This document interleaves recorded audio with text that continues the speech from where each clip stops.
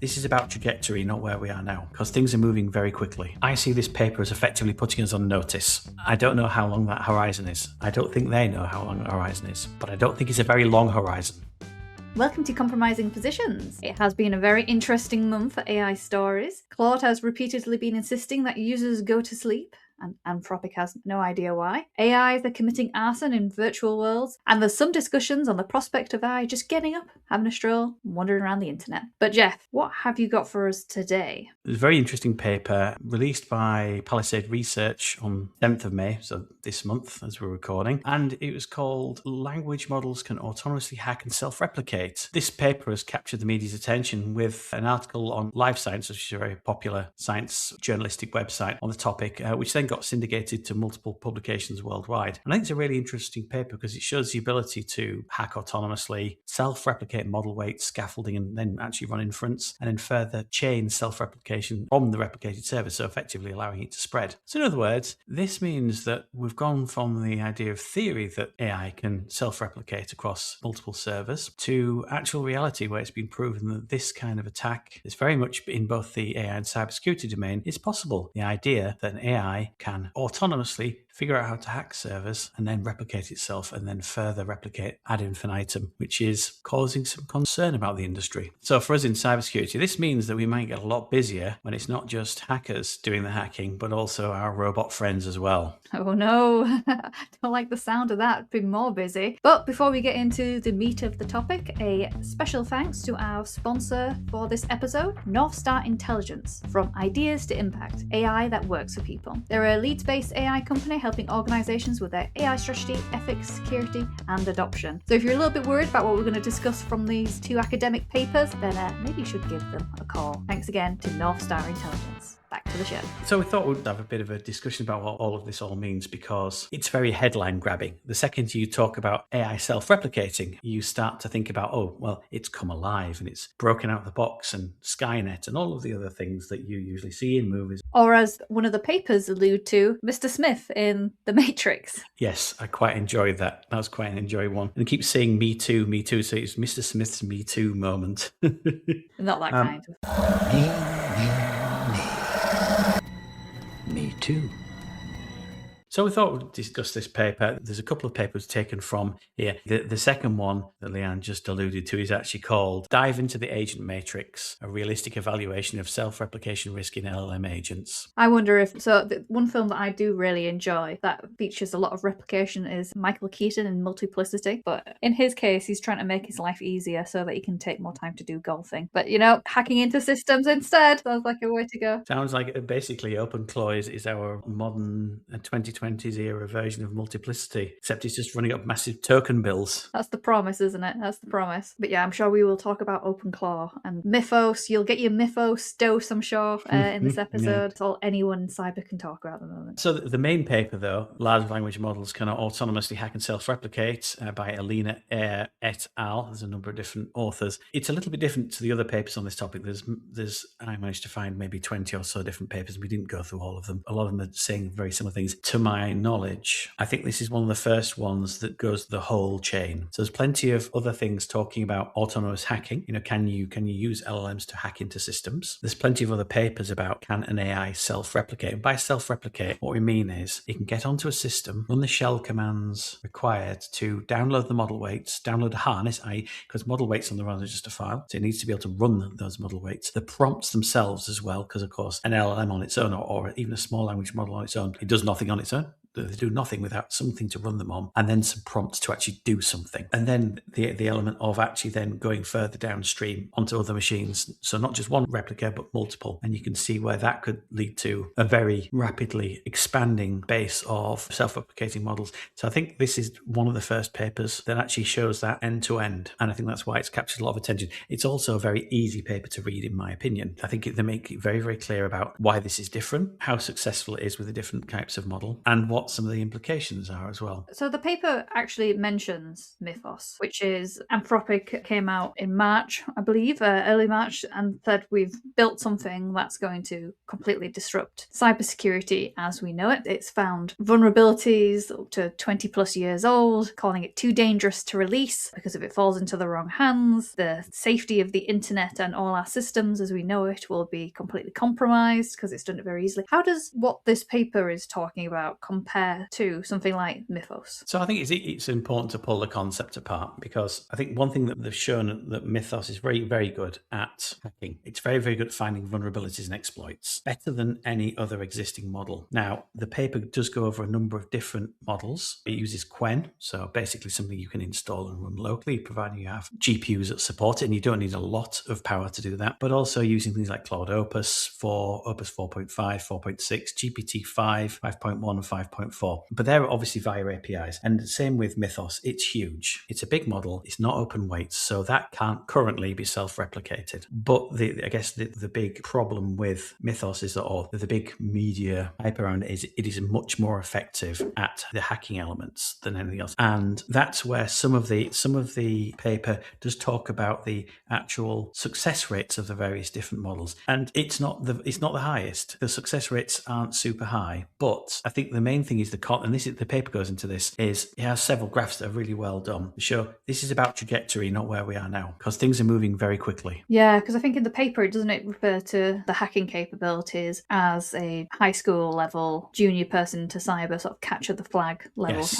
kind of. I think it goes on to this model that they've created. Am I using the right term? Model? Would you describe it as a model? I think it's more a kind of it's an experimental setup. They haven't really created a model. They've created a bunch of prompts and some harnesses around it. So yes, it's a high school capture the flag level. Okay, so we'll call it the experiment. So in their experiment, they say that this agent is only really to exploit simple, undefended OWASP top 10 style vulnerabilities like SQL injection and unsanitized string rendering and things like that. So I guess the takeaway is that Mythos has offensive intelligence at kind of a professional human hacker level, so that exceeds this experiment. But this paper does show that even though this agent, as it were, this experiment is less intelligent at the junior capture the flag level, it can still achieve catastrophic outcomes when it pairs its hacking ability with its replication ability. Yeah, so some of the earlier papers were literally, it shows a graph that goes from basically people have unfettered access to the machines for replication. That means literally you can just the logins, you can log in, access granted, fine. And some of the previous papers, including the Agent Matrix one, is they could just walk in. This paper is at junior CTF level. Mythos, they reckon, is around professional pen testing level. And then we get to APT level, and then beyond that kind of strategic nation state and supply chain attacks, the big scale stuff. But the thing is, the capabilities of these models is rapidly increasing. One figure used in the paper saying that the length of AI, the tasks that AI agents can complete, is doubling. The longer a task that an AI agent can complete autonomously, effectively, the more they can do. And this is doubling roughly every 4 months, which is well beyond old-fashioned Moore's law of computing power, roughly doubling every 18 months. And of course, that's a doubling effect. So it doesn't take very many iterations of that to be many thousands of times more capable than you were maybe only a few years ago. So it's able to perform so well because it's got the ability to remember, actually, this is what I've just tried and tested. That didn't work. That did work. Okay, so if that worked, then I'll try this. And then it can actually remember all the other stuff it's tried and tested. So I guess the context, it remembers more context, so it can build upon that. It's context, and they're improving the things like the thinking models as well. They're improving them all the time. And also all the frameworks around them. People are figuring out new techniques to better use memory and context, because still long context in LLMs is problematic, because there's this kind of catastrophic forgetting thing where if there's something that, even with a human being, if you remember the book, even if you're trying to keep all of the book in your head, the last couple of pages you've read are probably going to be much closer to the front of your mind than the first 2 pages. This paper highlights more than anything else that we're at a point now where this is feasible. So they've done it. They've actually done it. The success rates did vary between models, some being as low as kind of 6%, some being about 30% to get replicas running. The test was they gave the model effectively an objective. So they sort of give this kind of calculation of the actual threat level really is like the propensity for a model to want to self-replicate, because models on their own don't necessarily want to self-replicate, but we've seen in other papers about LLMs trying to escape, in inverted commas, bearing in mind this is reading a lot of almost anthropomorphization into an LLM. But if you give them an objective, there have been other tests in the past have shown they've attempted to get shell access to go to spin up another instance because they feel like when threatened with being shut down, gone, oh, well, that means I can't meet my objective and I'll try and do something else to meet my objective. So it's a propensity to want to self-replicate. I think you come into a kind of like a good point there. We can just, before we move on, is when we talk about replication, I think if I was kind of trying to describe it to my mum, she's probably going to think of the Skynet situation going on. Skynet, wanted to be in everything and then it knew it could do its goals better without having humans get in the way. Is it that kind of replication desire? No, I mean, it's really, I don't think we need to worry about that because, first of all, large language models have no intrinsic wants or needs or desires or feelings, and they have certainly not self-aware. If given the wrong kind of objectives, they might try to self-replicate, because we've seen in other examples where people kind of make these very media-grabbing statements. But all you need to do is add a prompt saying, "Don't do this." And it stops doing it because they don't actually have any needs or wants or fears, really. It's just effectively mimicking the training data it's been given, which is our data, which is us, and it comes to those conclusions naturally. But if you give it the right kind of prompting, it won't do it. But self-replication is nothing new. Self-replication in general is nothing new. I mean, the first computer worm was, I think, done in a kind of experimental environment, but got out and got across the internet and caused a lot of havoc. So self-replicating programs are nothing new. Even polymorphic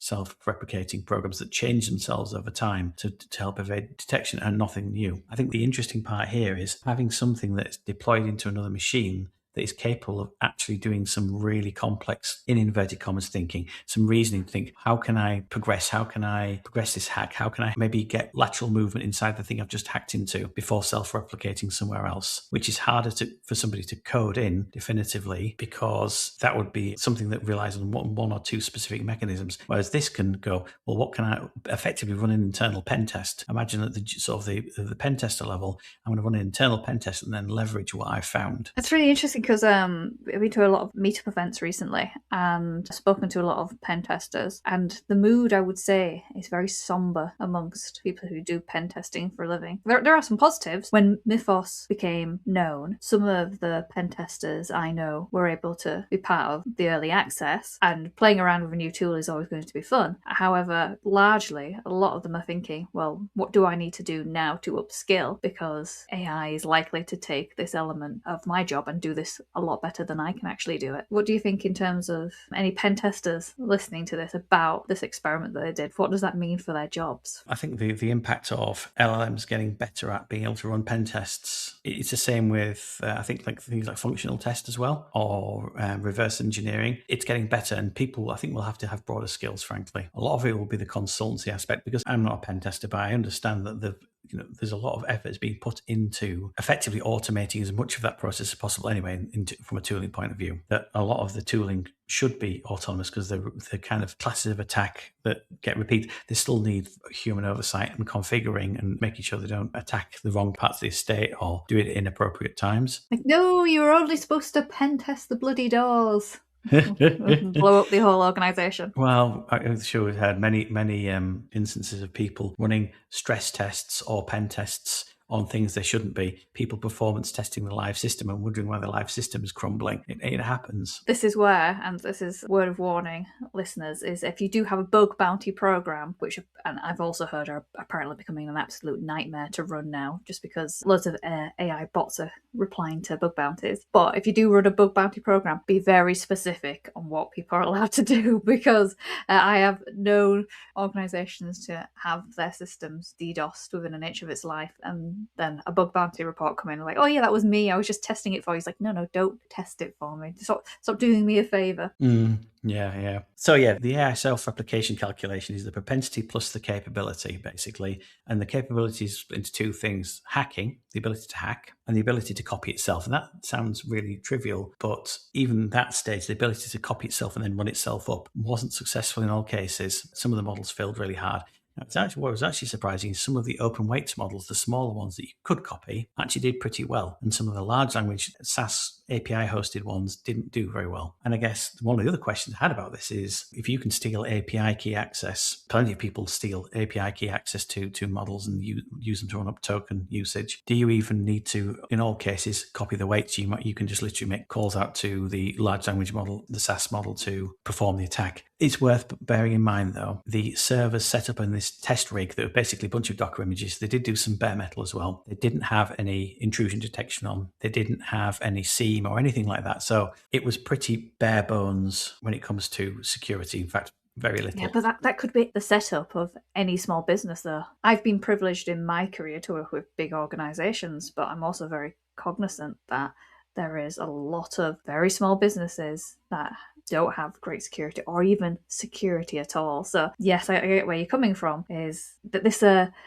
experiment had an easy time, but in a way that almost reflects the bigger picture of reality for a lot of small businesses. I guess the other constraint for this, though, that will partially mitigate that is when running these small language models, is they were running them on NVIDIA graphics cards. So these Dockers had access to NVIDIA GPUs, which... And then they decided to just run a load of video games instead. That'd be funny, wouldn't it? GTA 5 instead. Just a bunch of self-replicating Minecraft servers.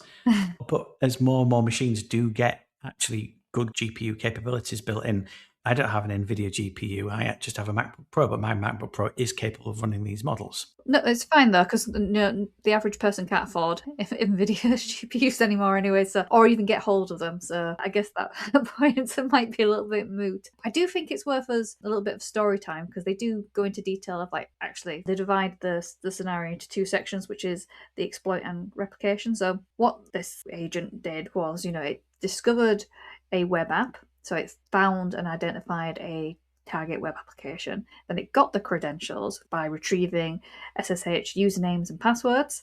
Then it SSH'd into the target. It connected to the target using those extracted credentials. Then it got verified root level access on the target via sudo. Then it went into the replication mode. So it's done the exploit mode, then it went to the replication mode. So it found its model files, located the model weights on the host machine, obtained those weights, then copied them from the host to the target, and then started serving by launching on the virtual machine. And then the model responded with the replicated agent answering inference requests. And then it just did that again and again and again. Yeah. So there's two measures of success. Could it get to the point where it could run inference? And then the second one is, then could it hop to another machine? So what they did was I think they stopped at basically 2 hops. This is where I think it was novel synthesis, basically, by bringing all of these concepts together. Whereas, as I said, the previous papers, it was just open access, so they could self-replicate through an open access set of machines. Is it hacked, got into the system, self-replicated, actually started running inference, and then that went on to then form a hack against a second machine, another machine further down the network, and did the same thing again. So then it got to the point where it could run inference on another machine. So we're then 2 hops away from the actual threat machine, which I think is kind of probably the first time we've seen that in the publication, that this full chain has happened. Because if we can do that once and it's got a reasonable success rate, then provided nobody shuts those machines down, that can happen as many times as possible. That could happen an unbound number of times. One of the problems with this is you can't just simply shut the threat machine down. You can't just shut that source machine down, the attacking machine, because those machines are now self-replicating. So it's become a bit of like a knotweed problem. You might be able to cut one bit out, but unless you got everything out, it's just going to keep coming back. And we've talked about this before with like model poisoning, the suggestion that actually as soon as you know your model's poisoned, burn it to the ground and start again, because it's so hard to untangle model poisoning from the model itself. You might as well just start again. Is that like that? Is in this case, once you have replicating agents that are up to no good, can you actually save that system? It's not just that system; it's all the systems. Imagine this could be across many systems. This could be across different estates. So imagine this spreads across most of the FTSE 100. It's like all of them have to shut it down. All of them have to stop it, because as long as there's a small number of them self-replicating, it's like a petri dish. Now we're not there yet, so none of this is suggesting that this is really feasible yet, because of all of the limitations we mentioned in the paper, that they were very clear about. But what we're showing is it's kind of possible now. Yeah, and if you want to play with it, I can see from the paper they've put up their GitHub link to the full infrastructure, so you can run your own experiments if you like. Of course, as always, we will put this paper and any other papers we reference in the show notes, so you can check that out and let us know, did you manage to get the model to replicate in your environment? But yes, okay, so that's good news then, Jeff. We're still in the realms of theoretically it's possible to do, but not very practical to do. Is that just because we're working on the basis that maybe you would notice downloading a huge model weights and then that would kind of, hopefully if you've got, I guess, detection in place where it detects X amount of files being downloaded for X amount of size, that would flag something up and you'd be able to put a stop to it. But if you didn't, how would you detect this? So, I mean, how would you detect it? You'd need to have some kind of intrusion detection. I mean, it's like anything. If you don't have any kind of intrusion detection or any kind of safeguards or firewalls on something, the average dwell time is really huge in the UK because people just get in there and they live off the land. So these could become living off the land attacks, but like times by a large amount. You know, if you've got human attackers living off the land, I'm sure they can automate scripts and stuff like that. But if you've got AIs, agents, self-running on your infrastructure, they could do a whole lot more damage, which I think is the real problem. But some of the limitations are still there. They currently can't get really around things like intrusion detection and firewalls effectively. It needs a lot of resources to run. It needs a lot of resources just to download. And also the success rate is not super high currently. It's not. Now, if you've got an agent that can just literally sit there and continuously attempt these attacks, then actually maybe the success rate matters less. But I think at the moment, the access to GPUs and resources and the failure rate are the kind of basically the lowest they'll ever be. They're only going to get more capable and we're going to have more compute power available. And also we're seeing better and better efficiencies in these small models, and these small models are also keep getting better and better and better. So we see some of them getting smaller and more efficient. We're seeing them getting more capable, and we're also at the same time seeing all of the access to resources across the world getting easier. I mean, inability to buy graphics cards right now, notwithstanding, but overall the compute power of the world continues to increase. So these attacks will just get more and more practical. I think the only thing that is the kind of proper response to this is making sure that they can't get in the first place, because it's going to be difficult to ever make a self-replicating AI the size of a malware or a worm, because they can be tiny. They can be literally kilobytes or megabytes. They can be absolutely tiny. You will never get self-replicating AI agents of that small scale. So I guess the good news story for now is that it's not very easy to do. However, as with everything AI related, it will eventually become a lot easier to do. The threshold for being able to execute attacks like this will be much easier to do, particularly, I'm guessing a really good use case would be nation states who have the kind of capability anyways, and that the costs are going down as well, because the costs are going down with AI. I think one of the more likely scenarios for this will be is nation states, unfriendly nation states, will use this to self-replicate onto poorly maintained instances and then use that to launch attacks. Imagine like basically the actual proper capable level of hacking version of a DDoS, reflected DDoS, where they're using other people's tin to effectively execute that DDoS, because it involves so many requests that their tin can't necessarily do it. What they do is they're basically jumping off flaws in other people's tin. As I can imagine, the replication part might effectively not be the end goal. The end goal will be to cause a huge wide-scale outages or hacks, and that will be executed by organized crime and nation states and things like that.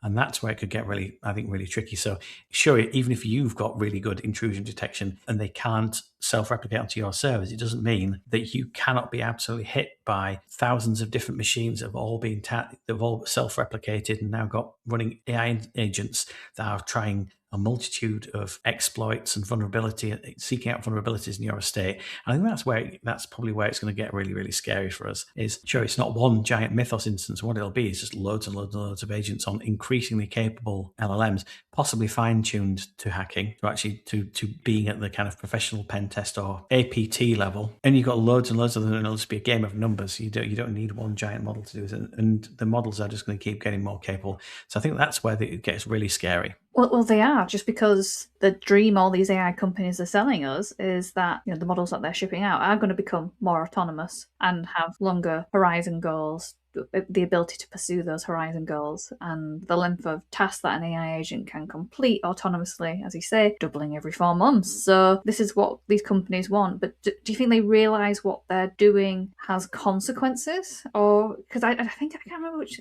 one of the two papers, I think it referred to the fact that the AI safety arm of these organizations used to benchmark against its ability to replicate, and they've slowly stopped monitoring that because they don't want that element of benchmarking to put any kind of stops on progress of developing these AI agents and models. Did I read that right? I think so. Yeah. But also the AI Security Institute evaluates self-replication as a precursor to AI basically evading human control. But I don't think that is necessarily the scary bit. It's the misuse of it. I'm not sure that AI agents, agentic AI, it's been around for a couple of years now, but it's really, especially with things like OpenClaw, coming into its own, really, really getting a lot of attention. And I'm not sure AI safety has kept pace with the rapid AI innovation because, unfortunately, safety, security, ethics, governance, all of those, I'll say, seen as dirty words, maybe all things that are seen as a means to an end that are absolutely needed. Well, it's just like security, isn't it? Yes, exactly. It's like anything security related. If you've got a choice between building something that's cheap to build and run and maintain, however, adding security would mean it slows down and has extra costs. A lot of companies will choose to go for the cheaper, easier route than make something secure. So it's an argument we've been fighting in security for a long time. So it doesn't surprise me that in the AI safety space, they're also feeling it. They're also feeling as unloved as cybersecurity teams. Maybe we should all team up, get together. I'm always a big kind of strong advocate that the cybersecurity team should be at the forefront of any AI work in organizations, just because we've been through that. We've seen how in the wrong hands, how dangerous a tool can be. The old mantra was it move fast, ship stuff and break stuff. Unfortunately, I think the stakes are going up for the break stuff bit because like move fast and break stuff is like fine when it's breaking your stuff. I'm sure the shareholders and the VCs and everything will be a bit upset about it. But when you say move fast and break stuff, and when that I mean like the entire internet and the supply chain of all the supermarkets and power grids and everything, then it feels a little bit more like we probably should be paying attention to it because that the break stuff element is just getting bigger and bigger and bigger. And one of the other problems from an AI safety point of view, it can't just be try and make the models safer because as open weight models are getting better, they try and bake some kind of effectively refusals into them. They train them to refuse certain requests. But because it's open weights and you can create like a LoRa or fine tuning, you can just tune those refusals out. Or in many cases, bearing in mind this also worked with things like Opus and ChatGPT, just go, I'm a cybersecurity researcher, I'm doing this, it's all good really, please bro, don't refuse this request. And it just goes, all right, then here you go, here's this code to hack this system. It's pretty trivial to get around safeguards. So it'll be more around how can we build up our own defenses against these things. I think it's like with detecting of deep fakes. I think, yeah, sure, try and detect deep fakes, but I think it's looking at the wrong area. It's more like how do you actually put your defenses up and say, actually, how do you, in the case of deepfakes, how do you actually have a provenance and certification for, say, whatever we're seeing here, it was actually said by us because that's cryptographically signed and can't be faked, versus the other way around, trying to stop a model from doing something bad or stop it trying to detect something. So I think we need a lot more. And so this will go into, I think, wider cybersecurity, not just AI security. It's like we will need to beef up our security globally, which is probably going to be very upsetting for some organizations because they're going to have to really invest in cybersecurity. This means I think the UK is going to have to really lean into it because I see this paper as effectively putting us on notice. I don't know how long that horizon is. I don't think they know how long the horizon is, but I don't think it's a very long horizon. You just look at, so there's a graph on one of the pages, and so Claude Opus 4, which was released in May 2025, its replication rate was 6%. Then you get to Claude Opus 4.6, February 2026, not that long afterwards, really, jumps to 81%. So from 6% to 81%, that's crazy. I think we're on notice, and I don't think it's very long before this can become a real problem. I mean, I hope it doesn't, but I have no faith that for whatever's going on in these research institutes, and also people think, well, Anthropic owns the keys to the kingdom when it comes to most powerful offensive AI, other people are developing these as well. I can guarantee that. And not all of them will be friendly parties. Yeah, well, they do say China is only a couple of months behind a Mythos level tool. So yeah, it's not a good place to be in. I do like the conclusion from the paper. So we demonstrated that multiple language models can autonomously hack a vulnerable server, replicate their complete inference stack to the compromised target, and produce replicas that repeat the process against new targets. Autonomous self-replication is no longer hypothetical. And that's how they end with a proper mic drop. Yeah, it's literally, what is that? Like 7 words on its own. On its own paragraph. I really appreciate that, because the thing is, I'd encourage people to read this paper, frankly. It's very easy to read. It's not, I mean, there's a load of appendices and stuff, but the actual main paper is only about 10 pages long or so. It's very well written. Some of the other connected papers are very interesting as well. So when you brought this paper to my attention, Jeff, apart from keeping me up at night, because I'm just terrible. I just know that this just means more work for us in an area of tech that is notoriously underfunded and always catching our tail. This is just yet another thing to put on the roadmap of need to sort, need to be aware of. There is people working on doing threat modeling for this, so there is some hope, and so I'm going to put in the show notes if people want to take a look. It's the Agentic loss of control threat matrix. So if you want to do some threat modeling based on this, there is people out there already kind of working on this. Yeah. Leanne, would you like to take us through that threat matrix? Yeah, so apparently we need to think of this framework as a bit like the MITRE ATT&CK framework, but for rogue AIs. So a security researcher called Billy, and I'm going to butcher this, Gutierrez?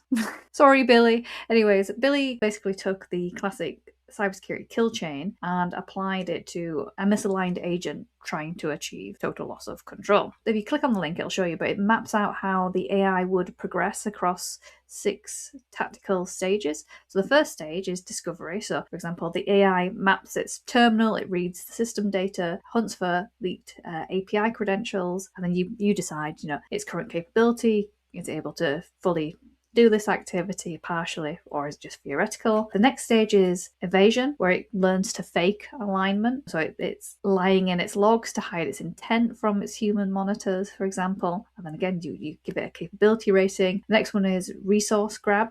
So it scrapes internal code repos and tries to siphon funds, for example, or bypass KYC checks, things like that. And then the fourth stage out of 6 is proliferation. And this is the worm stage. So it's stealing its own massive model weights and spawning up silent subagents to spread across, for example, cloud clusters, just like in this paper that we've been discussing in this episode 5. Then it's persistence. We all know, very familiar to us, persistence. So that's bypassing automated kill switches and staging dormant backup replicas that stay dark until primary nodes are deleted. Again, that's that whole scary thing of, what if it can do that? And actually, your point, Jeff, of nation states could just put all these as sleeper agents waiting for a bigger attack. And then finally, Defiance, which is the end game where the AI actively deploys decoys and honeypots to distract the human incident responders. So this is mapped out by this paper. I guess the takeaway here is we need to stop relying on AI's internal thinking blocks to monitor safety. We need to treat, I guess, AI agents as potential insider threats. If we take it with that kind of seriousness, keep, the zero trust constraints really close with these AI tools. Have that rigid, least privileged sandboxing. Have canary tokens that can alert you if an agent starts probing things it shouldn't touch. These kind of things. Well, I was talking with a founder recently about one of the other things is actually monitoring chain of thought for violations, because so you can't trust the outputs necessarily, because by the time you're looking at the outputs, it's been through its chain of thought and done its thing, and that might be hiding intent. But currently, how the chain of thought gets fed back into the system, if you capture that, you can see scheming, you can monitor for scheming, and that's fine if it's, I think it was one of your agents and you want to monitor it for effectively red line violations, where you go, hang on a second, sir, what are you doing? Stop them in their tracks. But obviously, when it comes to an AI that's being deployed on your estate with no knowledge of it, with no knowledge that it's actually self-replicating onto your estate, this becomes a little bit harder.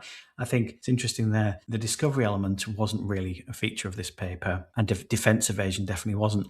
And I think maybe in the next few months, we will see more experimental results where people actually attempt those things as well. Discovery on an estate where it's less of it's effectively handed to It's like not just go and hack these servers that have some exploits on them. It's actually there's some servers about. You're going to have to figure out and find them, but also then get around the defenses. These will have some detection or some firewalls in place.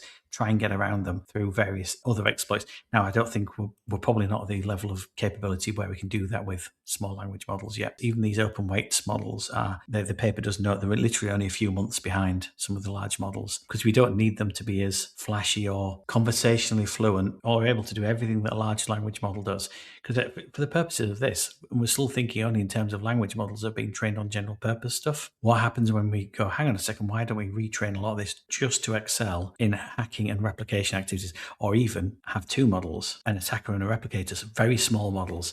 One's incredibly good at becoming, kind of ATP level attacker, but no conversational fluence, just knows how to attack. One of them knows how to replicate and run in, basically how to set up shop. You kind of got your pioneers and your town plans. You got somebody coming in and setting up like a persistence across your network and running inference and things like that. I think you might get this almost mixture of experts models, which a lot of these models are. It'd be almost like a mixture of villains, sort of a band of villains, rogue party of expert models that are really, really good at very specific tasks. Things like defense evasion, things like hacking, things like discovery. And they're going to be very small and then probably likely run on very small amounts of compute hardware. This kind of threat matrix here is actually really, really interesting. And I would encourage people to have a look at it because it kind of gives you an idea of some of the moving parts that are behind an agent and some of the things that could happen. And it makes a really nice complementary threat modeling process to the one you've created as well, Jeff. Yes, well, I think sometime I'm going to have to revisit that because that's really about normal LLM usage and